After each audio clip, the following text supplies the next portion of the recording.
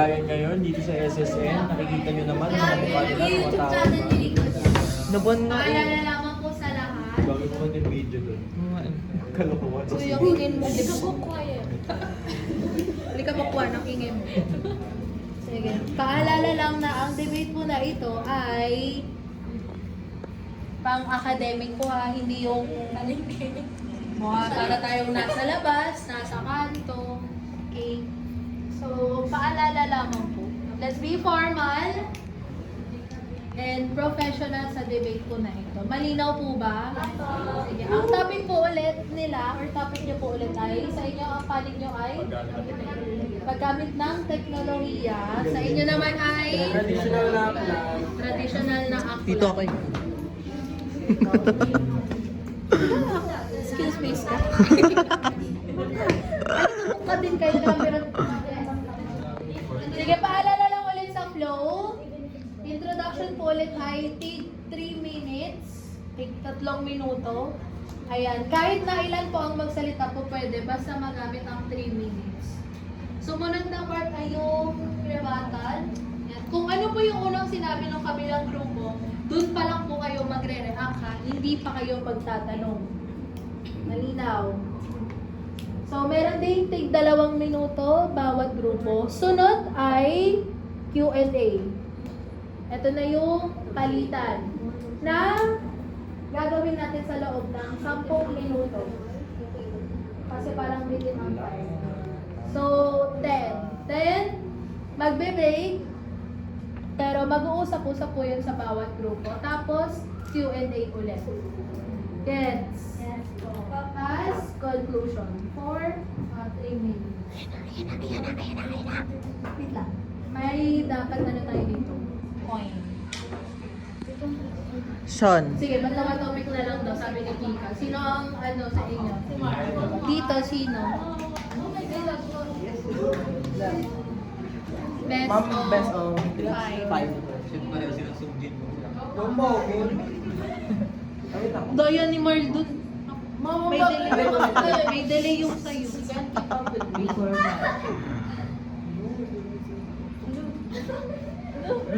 Marl, may delay ka.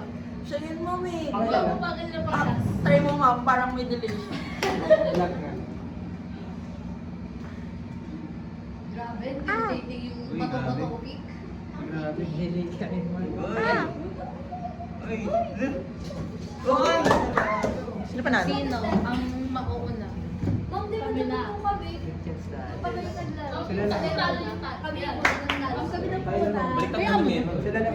Kung ano yung rules sa inyo nun, rules lang sa inyo yun. Ay, ano sa yun, ma'am? Ah, magkaiba.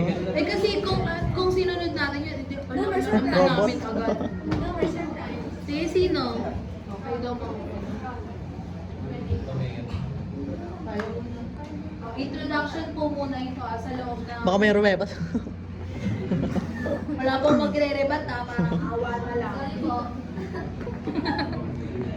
3 minutes po ito 3 minutes. Sige, your timer Go, guys. starts. Yung mga alikabok sa gilid, wala po tayong karapatan magsalita. Alikabok lang tayo ngayon. 3, 2, 1, go! Sa panahon ngayon, hindi na maitatanggi na ang teknolohiya ang pinakamadali at pinakamabisang kasangkapan sa pagkalat ng impormasyon, pag-aaral at paggawa ng pananaliksik. Sa tulong nito, nagiging mas produktibo ang mga mag-aaral at mas mapapadali ang kanilang pang-araw-araw na gawain. Higit pa roon, nagbibigay ang teknolohiya ng mas maraming oras para mapagtuunan ng pansin ang mas pinapahalagang bagay tulad ng pamilya, sarili at iba pang mga personal na importanteng bagay. Ang paggamit ng teknolohiya ay isa na sa ating pang-araw-araw na gawain. Dahil dyan, din tayo nag-aaral sa panahon ng pandemic. At hindi lang sa pag-aaral natin ito magagamit, kundi pwede rin tayo makipagkomunikasyon at makasagap ng balita tungkol sa mga nangyayari sa iba't ibang lugar. Kaya ang aming panig, nanindigan kami ang paggamit ng teknolohiya ay hindi lamang praktikal, kundi napakahalagang bahagi ng modernong edukasyon. At kung mas napapadali ng teknolohiya ang ating pang-araw-araw na pamumuhay at ating pag-aaral, bakit pa natin pipiliin gamitin ang tradisyonal na mga kaparaanan upang gawin ang mga bagay na ito? Kung ikaw ba, mas pipiliin mo maglakad kung pwede ka naman mag-jeep? Mas pipiliin mo ba yung pamaypay kung meron ka namang electric fan? Kaya para po sa aming panin, pabor po kami sa moderno at modernong teknolohiya. 1 minute pa. 1 minute pa. Karamihan sa Karamihan ng tao sa mundo gumagamit ng technology. Marami pwede magawa sa technology. Pwede natin makausap yung mga pamilya natin sa malayo lugar sa messenger, di ba? Tsaka helpful to sa ating mga student. Bakit? Kasi hindi na natin kailangan pang bumili ng mga libro, hindi natin kailangan pang mag-print, kasi meron na sa technology. Hindi natin kailangan natin magmano-mano ng paggawa ng report at activity dahil meron namang Canva, PowerPoint, PDF na pwede din paggawaan ng ating mga activity. Hindi na okay, go. You're doing great. 10 seconds. Sige, kayo naman. Your 3 minutes starts now. Good afternoon, everyone. My name is Maria Annabel Strasma at ang aming topic ay traditional aklat. Ang traditional aklat ay isang mahalagang bahagi ng pamana at kaalaman ng kultura ng tao. Bago matutundan ang teknolohiya, ang mga aklat na nakalipat sa papel ang nagsilbing pangunahing ng daloy ng impormasyon, kwento at kasaysayan. Sa pamamagitan nito, ay mapasa mula henerasyon hanggang henerasyon ang mga aral nito, paniniwala at karanasan ng ating mga lipunan. Magandang mabilis ang pag-usbong ng digital na pagbabasa sa makabagong panahon. Paniniwala,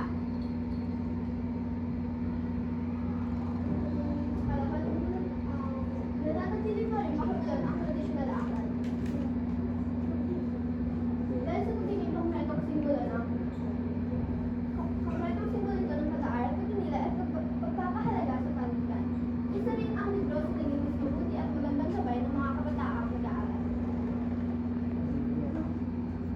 Sa kasalukuyan, ang digital na teknolohiya ay pagdating sa mga umusmo na lalok ng iba't ibang perspektibo na sa pag-aaral, tulad ng e-book online, article at educational apps. Bagamat ang mga ito ay may sariling benepisyo tulad ng accessibility at dami na nilalaman na nananatili pa rin makabuluan ang dalilang sa naaklat dahil sa pagiging kompletong simbolo. Ito ang pag-aaral na binibigay at pag-aalaga. Sa ito rin pa naging mas mabuti at magandang gabay ng mga kabataan pag-aaral sa Pilipinas tulad ng mga kwentong bayan na sa aklat na sa pag-aaral ng kaligayahan ng mga bosay sa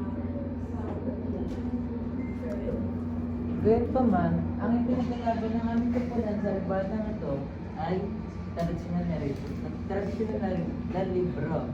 Dahil sa tradisyonal na libro, mas nahasa kasanayan ng isang kabataan mag-aaral patungkol sa mga sinusuri nilang bagay tulad ng pag-aaral sa pambansang kasanayan natin tulad ng mga kultura na ipinaglaban ng isang Pilipino.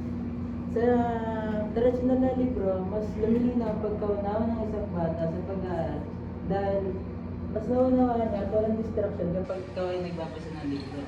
Mas nagkakaroon ka ng focus sa pag-aaral.